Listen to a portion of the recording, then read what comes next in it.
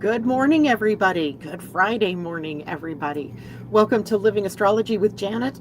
It's time to grab your cup of coffee or your tea, sit back and relax while we chat about what is happening in the stars above for this weekend.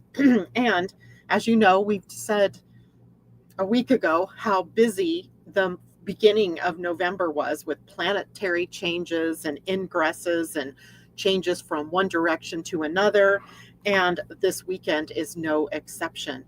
So, here today, we're visiting one of the biggest players in the cosmic story that we've been telling, and that is Uranus, the great awakener, the great liberator, the shock and awe of it all, who's retrograding back into Taurus today, where he'll be until April 26th of 2026 when he moves forward again into the sign of Gemini. So this is the final chapter of a 7-year journey that we have been shaken to the ground with, or shaken to the ground by, the planet of awakening and so forth, literally and metaphorically, right? That Uranus has shaken us up. So we're going to be talking about that this morning and how best to work with the energy of Uranus in retrograde and in the sign of Taurus and what that means for you. Remember, Uranus is electric. It's unexpected. It shocks, right?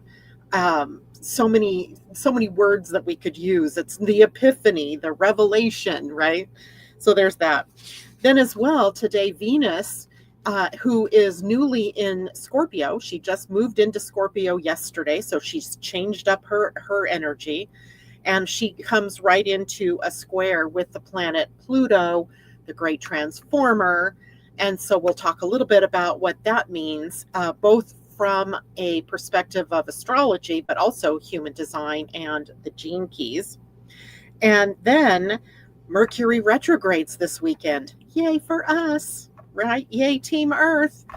Here we go with the planet, the messenger planet, the planet of technology, of communication, newly in the sign of Sagittarius. He really hasn't been there very long, and retrograding backward into Scorpio until later in the month of November.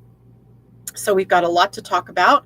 I just want to say good morning to everybody. Thank you for joining me this morning. It's great to have you with us. And of course, as always, if you have questions, I like the show to be interactive.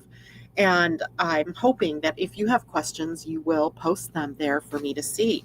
I saw Julie out here this morning who said she's going to have to rewatch later. But Julie, it's nice to have you with us. And she brings up, thank you for, she's looking forward to part 2 of the story. You know, for those of you who listen to me Mondays and Fridays, I have no clue really if you are subscribers to my mailing list or not. I even discovered this morning that my own husband, Terry, is not subscribed to my mailing list.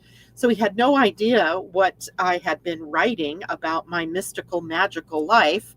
And today launched a new story, a trilogy, if you will, of something that occurred in 1984, when I was only 24 years old, I think it was. And it is a story that just is one that really profoundly impacted who I would be as I grew up, if you will. And today, part 1 is out. Tomorrow, part 2 will come out. And on Sunday, part 3 will come out. So if you have not yet subscribed to my Living Astrology mailing list, please do so, right? You can go to my website and you can do that, or I will drop the subscription log or subscription link, not log, into the description under the Facebook page and under the YouTube video so that you all can get a hold of those stories. Now, let's launch, right? Launch, setting the scene here. Uranus and Taurus. So we have this great awakener, this liberator, this planet of surprises who really appreciates movement and motion in a sign, going backward into a sign that is pretty comfortable where it is. It doesn't necessarily like to change, right? So Uranus is this planet of electricity, of revolution, of awakening and liberation. Taurus is earth energy, however. And it's stable, it's fertile, it's patient and grounding. And it rules what we value, what we own, what we cultivate, and what we depend upon, including our resources, both natural resources and the resources that we generate as part of the way that we live our lives. So, money, food, land, our body, our sense of safety, all are under the auspices of Taurian energy or Taurus energy. So, when Uranus initially entered Taurus back in 2018, it brought electricity to the earth element. You can think of cosmic voltage that just, ran through everything. Anything that we once thought was secure was electrified and likely charged up in some way or blown up in some way during this particular transit. The mission that Uranus had in the sign of Taurus was really to awaken our relationship to security, to resources, and to value and values, right? Values. So let's look back. I always like to do a retrospective of the planets when they do this kind of dance. And the retrospective gives us some insight because, from our position here in 2025, we can now look back over the preceding 7 years and see what Uranus had actually brought us in terms of electricity or in terms of shocks and surprises. So if we rewind the cosmic reel here, the world since Uranus entered Taurus has been literally a global masterclass in instability and reinvention, right? We can look at almost anything out there that has been stable and see how it has become unstable, right? Including governments, even though Uranus doesn't specifically speak to governments, it speaks to the values that the people of that government hold. And also the economy, right? The whole Taurus gig is about money and banking and the economy. And that's because those things create stability or instability, such as the case may be. Now, Uranus first dipped into Taurus back in May of 2018, and then in March of 2019 really settled into the sign. And almost immediately when Uranus moved into Taurus, the financial world began to crack and to reshape. We saw the rise and the dramatic fall of certain cryptocurrencies with the collapse of FTX. And then we also saw the Silicon Valley Bank implosion in March of 2023. So we're seeing already, the exposure of the weak spots that could be electrified by Uranus. The entire idea of what money is and who controls it came into or under review, right? Globally and maybe even personally. Now, Taurus also rules food and agriculture and the land. And Uranus brought innovation and disruption in this area as well, right? Think about lab-grown meat, where they were growing chicken in a lab. Vertical farming. We heard a lot about this, where buildings, office buildings or apartment, buildings were being used as a way to vertically grow our food.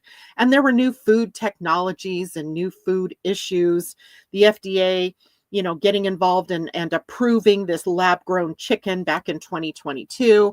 And that's Uranus in Taurus, right? Rewriting nature's playbook in some ways.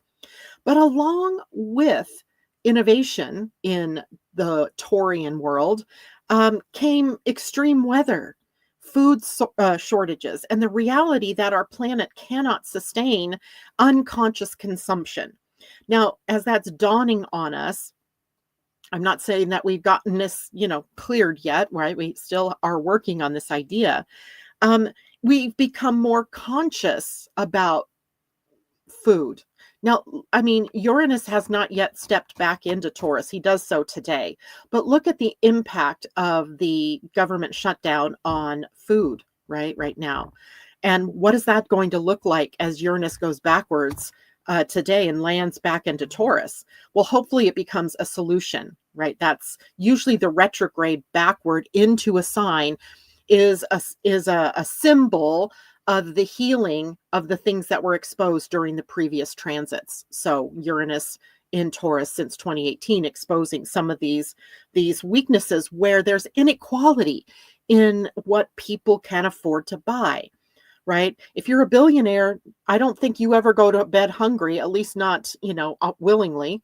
And then if you're poor, you're faced with going to bed or food shortages in your life, hungry, right? There's just this disparity, and it's never more obvious than when the masses are being deprived of something, a resource, right? And for some people, those SNAP benefits are a resource. Now, again, this has nothing to do with how efficient that system is or not, right? Part of the Uranus going backward into Taurus here will be about how do we fix that? How do we make it more sustainable? Sustainability is the key word here. Now, we are also redefining value and our values, right? So both play into the sign of Taurus. And Uranus in Taurus has really been about what do we hold dear as people, as individuals, as families, as communities, as a nation, as a planet. What do we hold dear?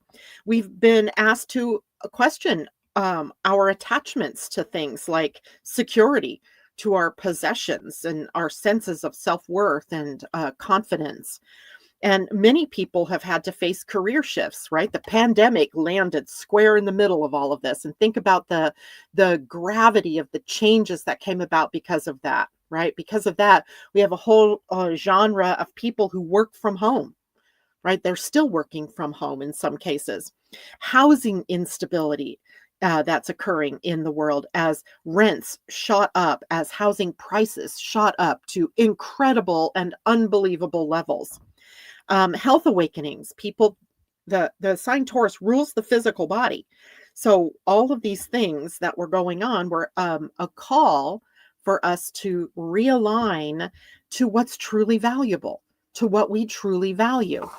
And, sometimes, well, we're going to talk about this now. I was going to say sometimes, when we have a Uranus transit, it rewires the whole nervous system of the planet.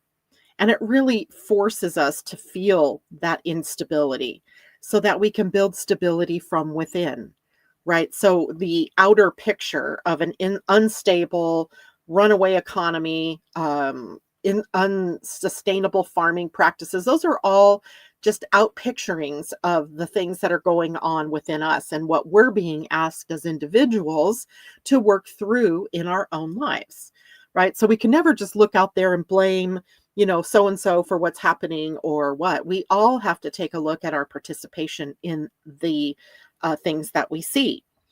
Now, Uranus, like any planet, has its highest expression and, of course, the low expression, right? The shadow energies down here that are forcing us to try to move to the higher expressions. So the highest expression of Uranus in Taurus is revolution with roots, right? Revolution with roots. What is a revolution except for this whirlwind of change? But if it isn't rooted in anything, then it goes nowhere. And, we can kind of look back. I can't remember what years these were, but maybe you guys will know. The Occupy movements, right? There was the Occupy in different nations. There was these government overthrows and the Occupy movement here in the US. But it went nowhere, right? Has it changed anything? Did it change anything? Some governments that were overthrown during this period of time where Uranus was creating this instability in all these things, it went nowhere. That's because there were no roots. What was the purpose of the Occupy movement, right? What was the purpose? Did it actually have a strategy, a plan, something that was going to hold it down to be able to sustain it? So when Taurus is being occupied by Uranus, it liberates us from false security and guides us toward authentic value. It says, be free, but be grounded. right? Be free, but be grounded. And we've seen that liberation doesn't always mean leaving everything behind, right? Sometimes it means tending to what's real and alive and in this moment, right? Being in the now moment, being in our bodies, in our land or on our land, and within our communities, being grounded, those things being the grounding. And this is the awakening that teaches us that freedom through embodiment is about is not about finding stability through our possessions. It's not about finding stability even in money. It's about our presence, all right, and how we live in this very moment. Now, the lowest expression, because we got to do both, right? We got to see both. The lowest expression is about rebellion without reverence, right? This is, let's just be honest here, right? This is where I have to get really real with you, because this is where I got real with myself as I was writing this up this morning. Have we really awakened? I mean, I literally asked myself that question. And sometimes it feels like we haven't learned diddly squat about the economy, about the stability versus instability, about our values, right? It feels like the systems broke down, that the house of cards blew apart. And then what did we do? We rebuilt the same things, right? We rebuilt the same house again. It's like, living in the South and having your house be ruined by hurricanes and tornadoes, year after year, and not doing something about it, either building a better house or relocating, right, up to higher ground. We still continually do the same things. We build on dangerous lands. We infiltrate places that should never have had, any kind of habitation. And then we cry when, a hurricane comes along and blows out the world, right? Or blows out your thing. The billionaires keep getting richer, right? They're getting richer, and the poor are getting poorer. And we keep acting surprised when the same structures fail over and over again. That's the shadow of Uranus and Taurus, right? It's resistance disguised as progress, right? We cling to the comfort. We fear loss. And when the earth shakes, or when something shakes up our world, we just patch the cracks instead of reimagining the foundation. What would the foundation of an economy look like, right? If we changed the economy, what would the economy look like if everybody had a more equal access to the funds that create prosperity, or to the tools that create prosperity? So when Uranus meets Taurus, it's sort of this cosmic tug of war. And the desire for change is locked in a battle with the fear of change. On one hand, we know we need to change, but on the other hand, we have to have the will to do it. And here is the issue, right? This is what we go through. And when we resist awakening, then Uranus delivers instability instead of liberation. Instead of being liberated in our economy, we find ourselves chained. And then we find ourselves the unwitting victims in a play called Tariffs, right? And that's going to be another interesting thing that is probably going to come to a head during Uranus's transit back into the sign of Taurus. It's fascinating if you really think about it. So maybe this era hasn't liberated us yet, right? Maybe it's been about exposure. We've seen behind the curtain, right? We've seen, what goes on underneath it all. We've watched the illusions of stability crumble right before us. And we've learned, sometimes painfully, that comfort built on control will always collapse. In other words, Uranus and Taurus has shown us the fault lines in our world. It's shown us these weak points, right? It's shown us the San Andreas, right? Or the major faults. It has shown us the fragility of our global economy. It has shown us the inequality of wealth in a big way. It has shown us the vulnerability of the planet as we use up resources, as we invade places that we should never be in. And it also has exposed the illusion that progress can exist without reverence, that we could just eat up the land and just, drive up prices and make fake food and do all these things without suffering any consequences. And it's not that the awakening failed. This is where I was this morning. I'm thinking the whole awakening Uranus and Taurus thing failed miserably. It's that it's unfinished, right? It hasn't necessarily failed. It's just unfinished. The earth has shaken, right? Literally, metaphorically, in all ways. The question now is, will we listen? Will we use our will to create something more stable, more secure, right? Now, what happens when Uranus leaves Taurus and goes on into Gemini for good? I mean, we've already had a taste test of this, right? Uranus moved into Gemini on July 7th, I believe it was, and then spent, these few months, playing around in the sign of Gemini. And now, as Uranus is finishing this transit through Taurus, which he won't be back to for another 84 years, right? So most of us living today are not going to see another Uranus in Taurus, right? We won't. So this is where this next chapter has an opportunity to begin, right? If Uranus in Taurus awakened the body of the earth, Uranus in Gemini will awaken the mind of humanity.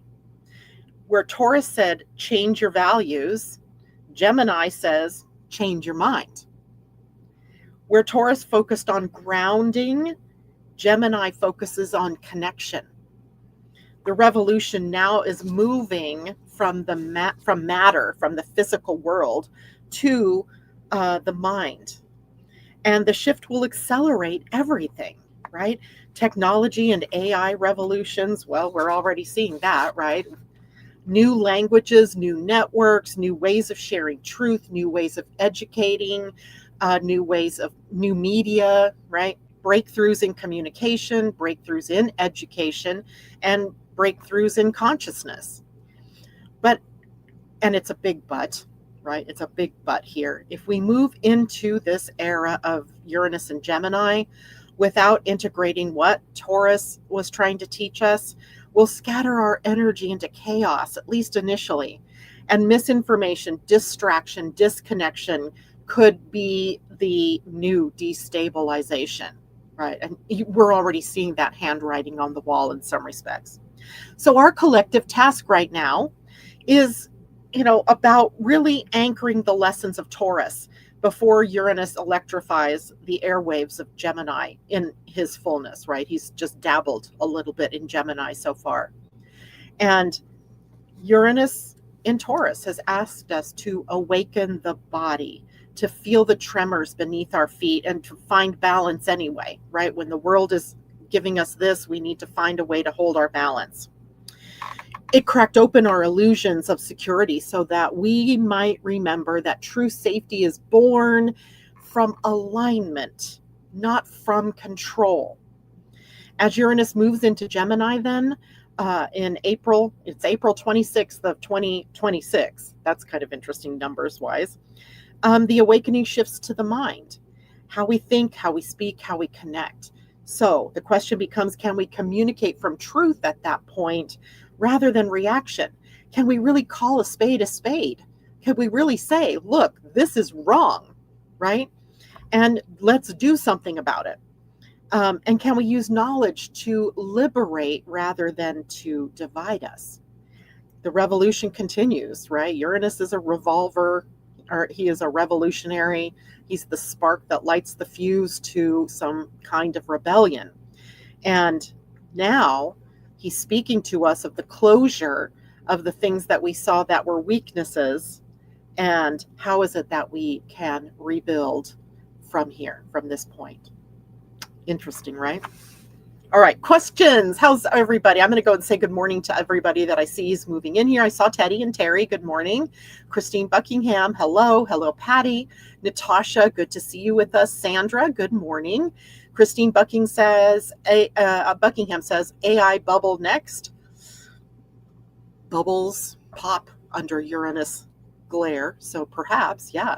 Nicole Markham, good morning to you. J-Lo, hello. Jana, good morning. Tina, nice to have you with us. Teddy, Joanne said that while that white you remember rich get rich, poor get poorer. I'm not sure what you meant there, Teddy, so maybe you can tell me something later. And J-Lo says, yes, Tom, happy fun day to you too. I can see that that it's happening to me, Janet. Okay, so J-Lo, as a Taurus, isn't your birthday April 26th too, or is it the 23rd? I think it's the 23rd. So just, around your birthday this coming year, Uranus will be making that change back into Gemini.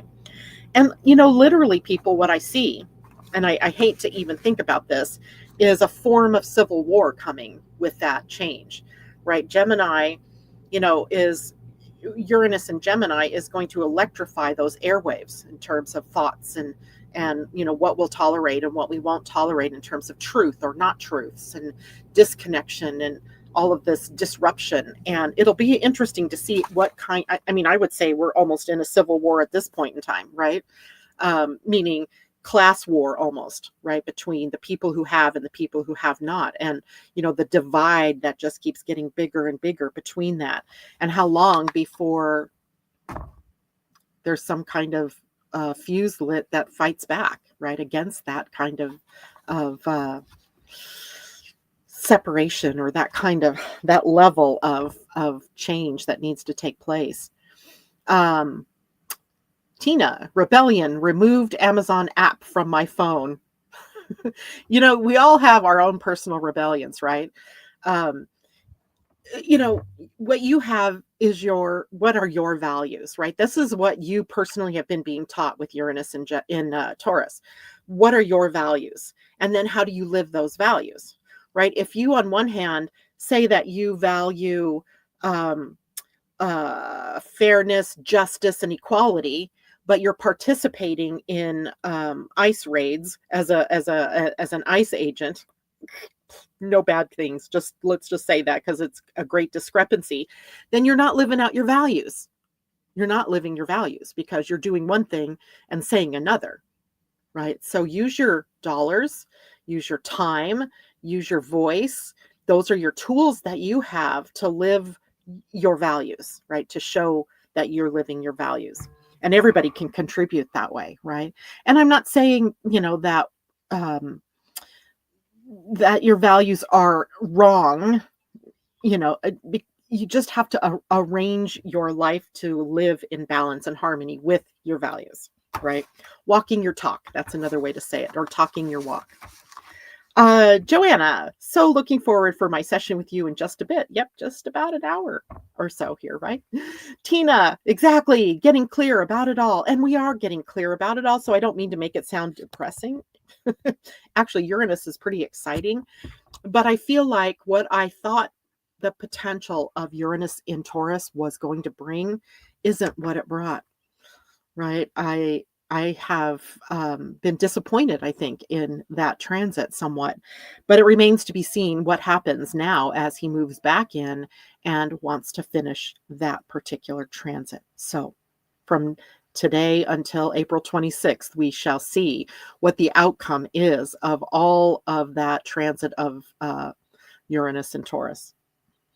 All right, so next, let's turn our gaze from Uranus to another powerful influence that's shaping the energies of today, and that's Venus in Scorpio coming into a square to Pluto in Aquarius. And I'm actually going to share my screen here so that you can see the chart of the day.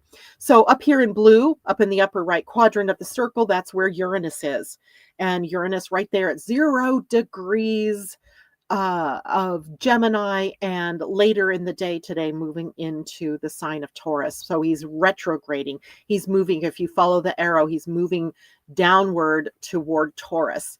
So in your own personal charts, by the way, wherever this span of degrees is, think about it from 29 Taurus to about 26 of Taurus, I believe. It might be 25 Taurus. That's the area of your chart where Uranus is going to be finishing that transit. So by house in your chart, that tells you what area of your life where, this resurrection of your values or recreation of your values, the stabilization of your values and worth are all coming up. So if this chart were a person, the planet Uranus moving backward into the 7th house would be about stabilizing relationships, making relationships that and partnerships that align with your values, right? That are great mirrors for who you really are, and not, people that just don't resonate with you, right? Or are out of alignment with your, current set of values. Now, if you look at the pink line here, right over here on the left side is Venus in the sign of Scorpio. She just moved into Scorpio yesterday, out of Libra and into Scorpio. She moves into depth. She moves into passion, right? And then you follow the pink line over to the middle and down, and you'll see that she is coming into the square with Pluto. So if Uranus shakes the ground beneath us, then this Venus square Pluto dives us into the emotional world. And it's the cosmic tension now then between the heart and power, and between love's desire to bond and the evolution that demands truth. So it's a huge connection that these two planets make, even though it's a fairly short connection. Now, Venus is the ruler of Taurus. How interesting is that? And Venus rules what we love, what we value. It rules money. It rules what we attract to us. She's our relationship magnet, if you will. And in Scorpio, she becomes the alchemist, right? She's passionate. She's probing. She's unwilling to settle for self-truths or for half-truths. She's wanting full-on truth. She wants soul-deep connection and emotional honesty. So Pluto in Aquarius, down at the bottom of this chart, is transforming our collective. And he's been exposing the shadow dynamics in systems, in technology, in community power structures, in how we treat each other as humans on the planet. And when these two, Venus and Pluto, form a square, then sparks can fly, right? This isn't just the surface tension. This is really down deep. It's excavation level, right? It's what's hidden in our relationships, like what's coming up from the depths. It's what's been hidden from us in our finances, in the economy. Venus rules the economy, or in our self-worth. All these things rise to the surface, right? So, at least initially, with Uranus moving back into Taurus and Venus coming into the square with Pluto, we may feel like that there's something very deep moving within the collective, but also moving deep within ourselves. We may feel some of the more negative Scorpio energies like possessiveness or jealousy that are triggered by control issues. Or maybe we find ourselves confronting where it is we've given our power away in order to feel safe.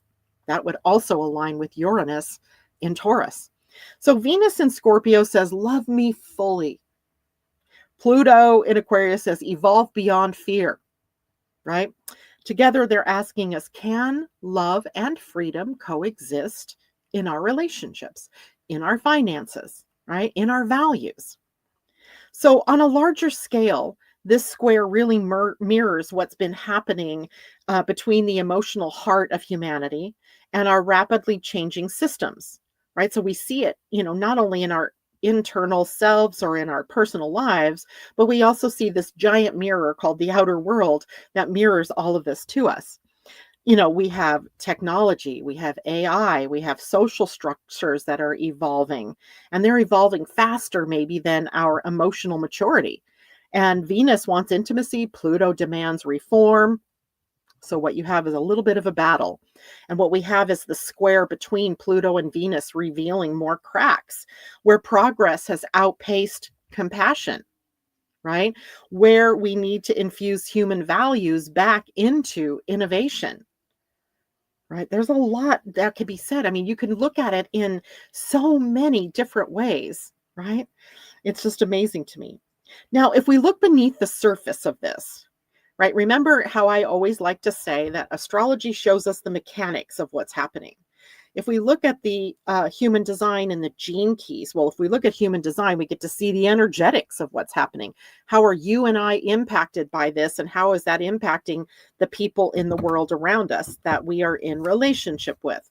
And in the gene keys, we get to see the frequency band, meaning how can we move out of the dark depths, the shadows, and move up into what eventually becomes the gift and the siddhi, right? The highest expression of this. So if we look at what's going on energetically in human design, Venus moves into Scorpio, into the gate 50. And the gate 50 is called the gate of nurturing. This is one of the gates on the spleen center that represents a fear, a paralysis point in some ways. In the gene keys, we're moving the frequency band from corruption to harmony through equilibrium. Now, what that means as far as corruption is, it's not so much like we see, politics or political people that are corrupt or corrupt people, although that's, that is out there. What we see is a misreading of the code, if you will, right? The dynamic, the code got corrupted, right? We have the stated value of give us your tired, your poor, your teeming masses, yearning to be free. And then here we have this value now that is shaking all that up. Right now, we're trying to get rid of the very people that have formed a solid foundation of our communities, right, or our civilization. And so we're out of sync with our values. And, there's lots of different ways that we could, resync up those values. But corruption means we've corrupted the code. We're not in alignment. We're not in integrity with the code. So this gate holds the moral cauldron of the tribe. And it's about caring for the community. It's about upholding values and feeding what sustains life. Food, hello. How are these SNAP recipients going to be able to live without money that they need to buy food? Right? I'm not saying that there aren't problems in the system, but I am saying there's no compassion in just shutting those off, right? And, doing everything you can to make sure they don't get their benefits. So line 5, where the gate sits. So think of the gate as this lane of a highway. I mean, think of it as the highway. So the highway is gate 50, which is the gate of nurturing. And then there are 6 lanes, right, that you could be traveling in on this highway, and each lane has a little bit different view of the complete energy. Well, Venus moves into the nurturing gate through the line 5, which adds like this practical leader energy to the whole thing, showing others what integrity looks like. Like there are people out there that we need to look to who are living from integrity. And or in the shadow, we see people bending values to match their personal comfort, right? Think about that one. Now, Pluto is sitting in the gate 60, which is called the gate of conservation. And in the shadow frequency, the frequency band in the gene keys, we move from limitation, that's the shadow, through to justice. And we do that by going through the gift of realism. Now, gate 60 sits at the mutating edge of energy. It teaches us that freedom must have form. And it happens to be in the line 6, the lane 6 of the highway 60 of conservation. And this is the elder. This is the voice of the role model that knows what must be preserved so that transformation doesn't become destruction. So who is that person in the world, in your tribe, in your community, in your family that holds that energy? Now, these 2 gates are coming into a square with one another, right? It's the moral heart meeting the evolutionary edge. So how do we preserve what nourishes life while allowing the old forms to die? How do we morph these things, right? How do we morph a system? And definitely, I'm sure there are holes in the SNAP system. There are holes in the budget that are creating some of these havocs that we're, living through. So what are we going to do about it? At the shadow level, corruption meets rigidity, and moral posturing collides with structural stubbornness. right? We're stuck in a pattern, a holding pattern. But at the higher frequencies, if we can move up and elevate the energy, equilibrium meets realism, and compassion meets practicality. This is the frequency of wise stewardship, after all, right? Wise stewardship. It's reforming our world with integrity, balancing nurture and necessity. And so energetically, the square is telling us that we need to hold our values loosely enough that life can breathe through them, right? That we can say, this is the thing that we value, and be a guardian of change, not a victim of it, right? We all know we need change. Change is like the only constant on the planet. So how do we do that? So, working with this energy becomes interesting, right? Because this is energy, and I'll come back to that chart when we talk about Mercury. Notice where you're trying to control things in your life, where you're trying to control love, where you're trying to control outcomes or others, for their own good. If you hear yourself thinking out loud or saying, this is for your own good, you are in control, right? This is not where you need to be. Acknowledge where fear of loss or fear of instability has you clinging to outdated rules or beliefs or resources. Then ask what's truly worth conserving and what's ready to evolve. Those are the things that we personally can move with. And when love meets limitation, transformation finds its shape. And that's the secret of this Venus-Pluto square that's happening today. Revolution with responsibility and power with heart, right? If you look at our power structure right now, there's 0 heart, right? That's the big obvious shadow that's right in our faces, right? Where we're out of sync. We need revolution with responsibility, and we need power with heart, all right? Big one. So Venus square Pluto invites us all to purify love. It is inviting us to let go of the need to control, and also instead gain nurturing with integrity, right? Nurturing with integrity. The only thing that survives this kind of cosmic pressure are the things that are built on truth, the things that are built on sustainability. So let the square sort of redefine your heart, your steady, become a steady influence on your values, and remind you that love and freedom are not opposites. They really are not. They're partners in this evolution that we are in. It's fascinating, don't you think? Tina heard that SNAP benefits were restored today. I think there's some merit to that story. I did hear that they've been quibbling over how much of those were going to be restored and where was the money going to come from for that, all of that stuff. So we'll see what happens out of that. JLo 50.5 is my Uranus. I'm ready for the transformation. I bet you are. And I know that you are a part of that revolution. All right, guys, any other questions? Please go ahead and put those in there in the chat. And I'm going to go on to Mercury Retrograde, because that's the next big thing that happens this weekend. Mercury turning retrograde in the sign of Sagittarius and heading backward to Scorpio. And this is all about our rethinking the truth. Now, as we turn our attention to Mercury's retrograde, he'll travel backwards from about 6 degrees of Sagittarius, where he is today, backward to 26 degrees of Scorpio.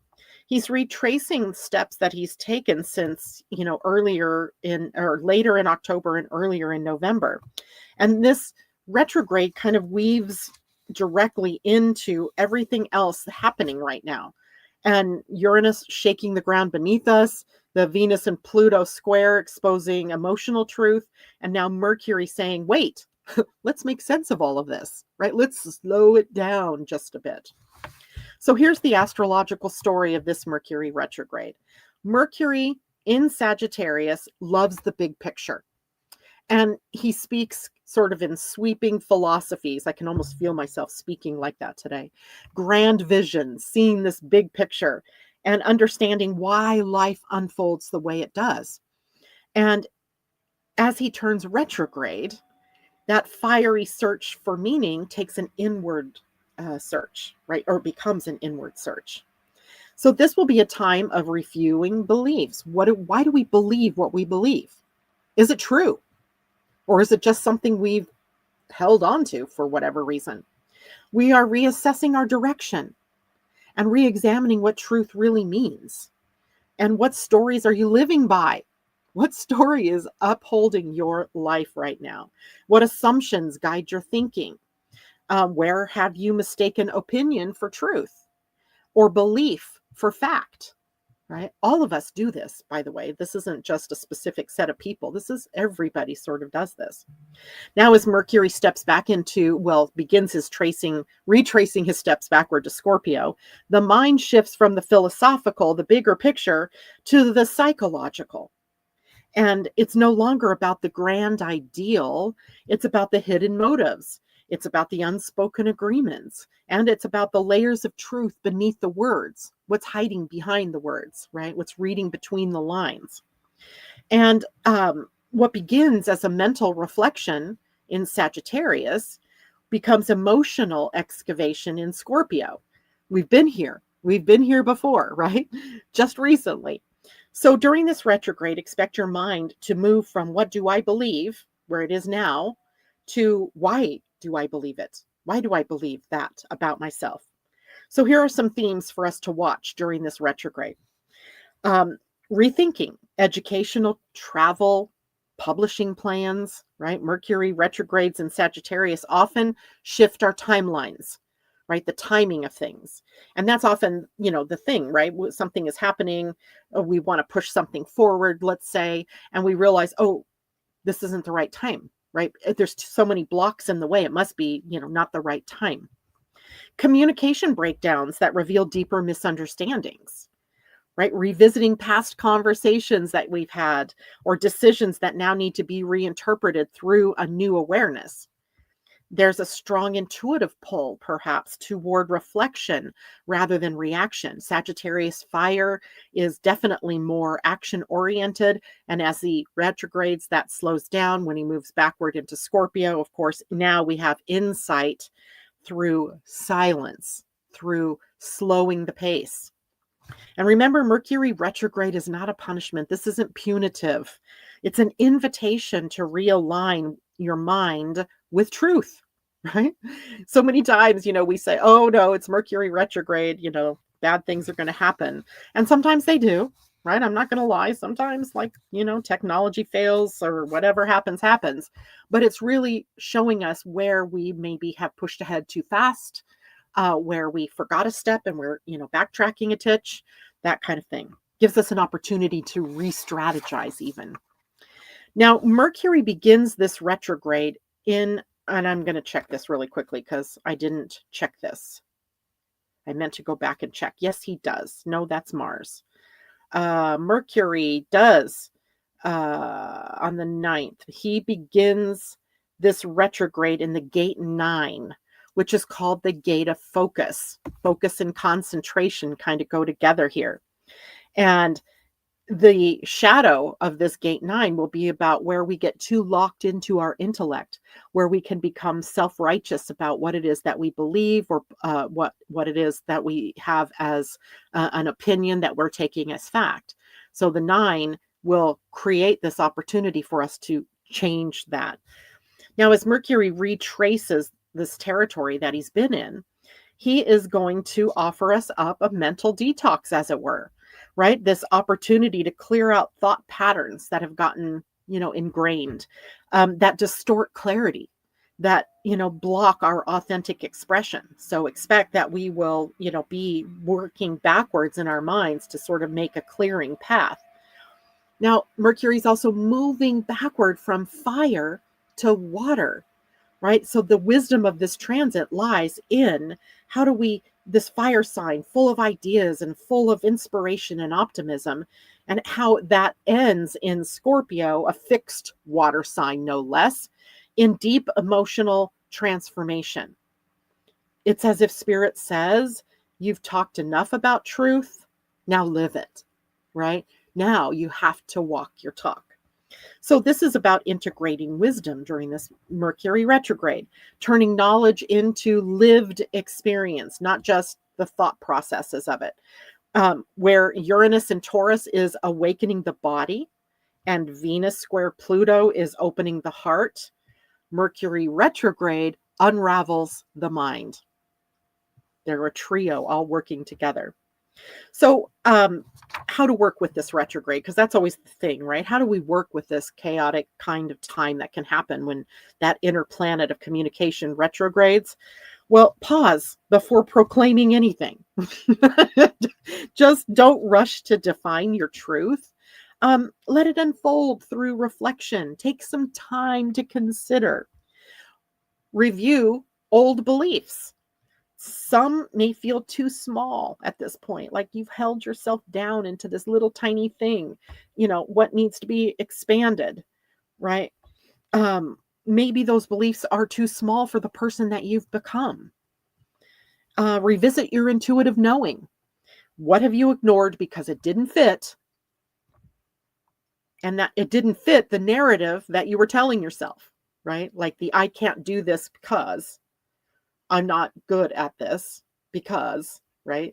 And how does that narrative hold you down, make you small? Rethink communication. Mercury invites us to listen with empathy and speak with intention. It's definitely a place where we need to learn to listen before we speak, right? And then because Sagittarius rules the higher mind and Scorpio rules transformation, the retrograde is really maybe about a mental alchemy, turning old thoughts into gold, right? Old things that you've put on the shelf turned into gold, right? Now, also, I want you to look at the connections that Mercury makes. And I pulled out my little November astro calendar, which, by the way, if you didn't get, is available for everybody. Just ask me where to get it, or I'll put it in the description so you can get it. So we have Mercury retrograding in Sagittarius on Sunday. And then as we get into next week, Mercury comes back into conjunction with Mars. Now our mental alchemy meets our physical let's do it alchemy. But maybe the timing isn't quite right yet. You're going to have to really slow things down and be very deliberate in what actions you next take. And then the following week, Mercury comes into a sextile with Pluto. These are places he's already connected to. But since he's retrograde, he's having you rethink it, re-experience it. Then Mercury retrograde on the 18th moves backward into Scorpio. So we have until the 18th of him being in Sag. And then he'll move backward into Scorpio. And then immediately as he moves backward into Scorpio, he opposes Uranus, newly in Taurus again, right? Or I shouldn't say newly, but retrograded back into Taurus at the 29th degree. So we have karma, the two parts of our mind, Mercury ruling the lower mind, the calculating, thinking, making connections mind, and the higher mind of Uranus, which is the connection that we have to inspiration and to truth that lies beyond, the lower mind. So that opposition, becomes activated, right? Being pulled in two different ways, being asked to elevate your thinking, right? That same day, Mercury comes into a trine with Neptune. So now we spiritualize thinking. We spiritualize it in a way that hopefully is very intuitive, very insightful for us. And then on the day of the new moon, which is on the 20th of November, we have Mercury in a conjunction with the sun. Boom. They start their new transit with one another, right? Their new lunation, if you will. It's not a lunation, but their new path. And they will be conjunct in Scorpio. So that tells us something about what the sun is going to be carrying on as a message as he moves on throughout the year. And then let's see, we also have Mercury retrograde trining Saturn and trining Jupiter, joining that grand water trine, right? That's been, urging us on to more spiritual, intuitive knowing, seeing things from the higher perspective, being more compassionate, loving, tolerant, accepting, right? And then at the end of the month, we have Mercury on the 24th in a conjunction to Venus in Scorpio. So we have that conjunction. And then on the 29th, Mercury turns direct again, right? He'll move out of the shadow of the retrograde and into the shadow.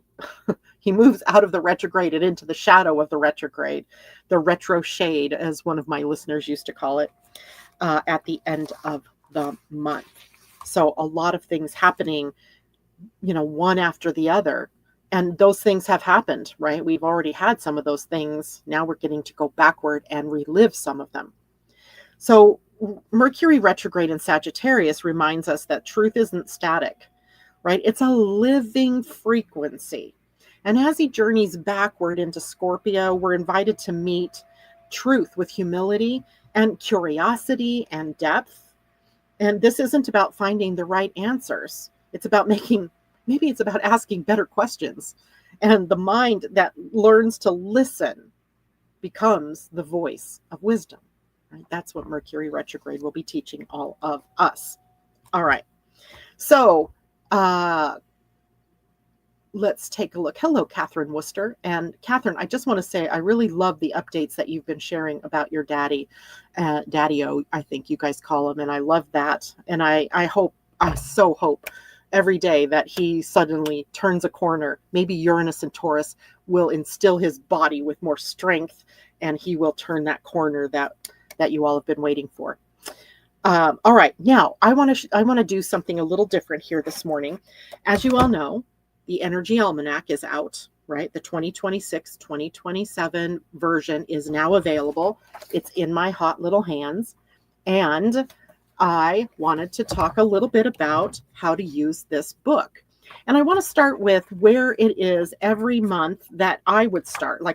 When I look at the book, where do I start? And hold on, I've got to get to the right page because I neglected to do this. Now remember, this book starts in March because we're moving into the astrological year as opposed to the calendar year. Calendar year does not make sense on an energetic level, but this does, right? And right here on the opening page of March, we see meaningful progress through intuitive action. We always get a theme for the month. So the first page is always about the theme. And then we run down each week. So each of the weeks of the month of that, and with a do and a do not message. Like, how do we use the energy positively? And how is it that we should avoid using the energy of the month? And then just below that, you get a sort of example of what the moon energy will be bringing for the month. So in our energy almanacs, this opening page gives you quite a bit of information. And in fact, in chatting with people that have bought the energy almanac, they actually tear out this page and they post it on their boards or they put it on their walls so that they can see what the month's energy is bringing them. And notice that we enter the month of March, the new year, as it were, with a lunar eclipse, March 3rd, right? We're ending one year with the lunar eclipse, and then we're starting the new zodiacal year with the new moon in Pisces, right? So it'll be such an interesting way for us to live. And I invite you all to come on this journey and get your energy almanac so that you can begin to live in alignment with the way that the energies flow through the year, energetically, how they flow. Okay, and let us draw a card before I leave this morning. I pulled a deck out from underneath me, and the one I pulled was Soul Coaching. Don't know why that one was reachable, but it's what it was. And let's draw a card and see what this weekend holds. And you're welcome, Catherine. He's doing well. I'm going to visit it for is today your birthday, Catherine? If it is, happy birthday. Or is it his birthday? Tell me. All right, so here is the card. It's called Embracing. Card number 15, which is a 6. I want you to take a look at this card. Isn't that beautiful? Right, with the moon embracing that beautiful young woman. Let's see what that means. Number 15, embracing. The card's meaning: embrace all of your life, both the dark and the light. Dance with your shadow and reclaim parts of yourself that you've denied. Embrace your past and what has been hidden or denied. Your soul wants you to know the path to wholeness is through accepting and embracing all parts of yourself. Every experience you've had, even the ones that you thought were bad, was important for your spiritual journey. What you deny in yourself can fester and even control your life. Embrace your darkness because you need every aspect of yourself in order to attain wholeness. Don't suppress your anger, your bitterness, or fear to a place where it can grow in the deep recesses of your being. Bring it to the light, accept and love it all. And the affirmation for this card is, I embrace and love all of my life. I love it. I embrace and love all of my life. Cool. Well, that was a great card. And I think that really works with a lot of the Scorpio energy. Venus in Scorpio, Mercury's eventual retrograde back into Scorpio. Sounds good, right? Sounds like deep work. All right, everybody. Thank you so much for joining me today. I will see you on Monday, and we'll talk about the energies of the week ahead. Take care, everyone. Bye for now.